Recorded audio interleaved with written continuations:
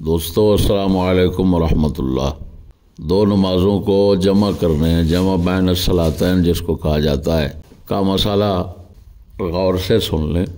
سب سے پہلی بات تو یہ ہے کہ یہ مسئلہ فقہ حنفی کے علاوہ باقی تین فقہوں کا ہے۔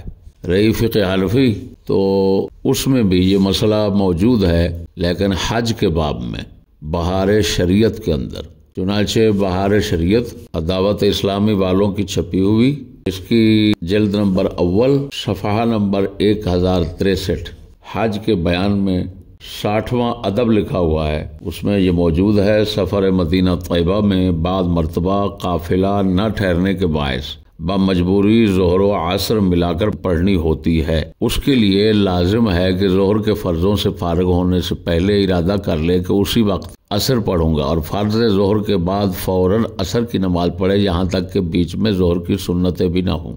اسی طرح مغرب کے بعد عشاء بھی انہی شرطوں سے جائز ہے، اور اگر ایسا موقع ہو کہ عصر کے وقت ظہر یا عشاء کے وقت مغرب پڑھنی ہو تو صرف اتنی شرط ہے کہ ظہر و مغرب کے وقت میں وقت نکلنے سے پہلے ارادہ کر لے کہ ان کو عصر اور عشاء کے ساتھ پڑھوں گا۔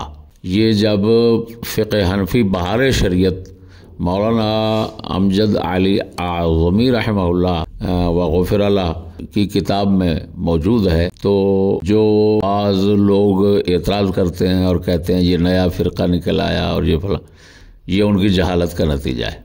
آگے اس کی وضاحت یہ ہے کہ اس کے جو سبب ہیں مجوز، اسباب مجوزہ جن کی بنا پر یہ جائز ہوتی ہے، وہ ہے عذر شرعی، اور عذر شرعی جو ہے اس کی چند صورتیں ہیں۔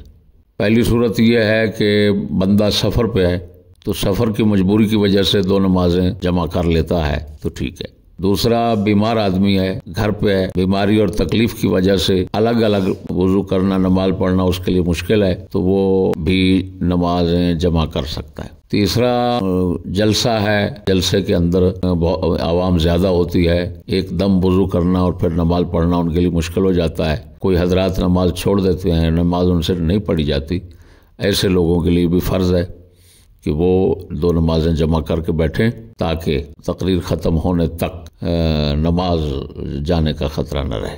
یہ ہیں اس کے عذر۔ باقی یہ خیال رکھنا چاہیے کہ جمع جو ہے نا صرف ظہر اور عصر کو کیا جا سکتا ہے۔ ظہر کے وقت میں عصر پڑھ لی جائے، عصر کے وقت میں ظہر پڑھ لی جائے، دونوں اکٹھے پڑھی جائیں، یا پھر یہ ہے کہ مغرب اور عشاء کو جمع کیا جائے، مغرب کے وقت میں عشاء پڑھ لی جائے، عشاء کے وقت میں مغرب پڑھ لی جائے۔ رہا یہ مسئلہ کہ مغرب اور عصر کو جمع کرنا، یہ جہالت ہے، یہ کوئی مسئلہ نہیں ہے۔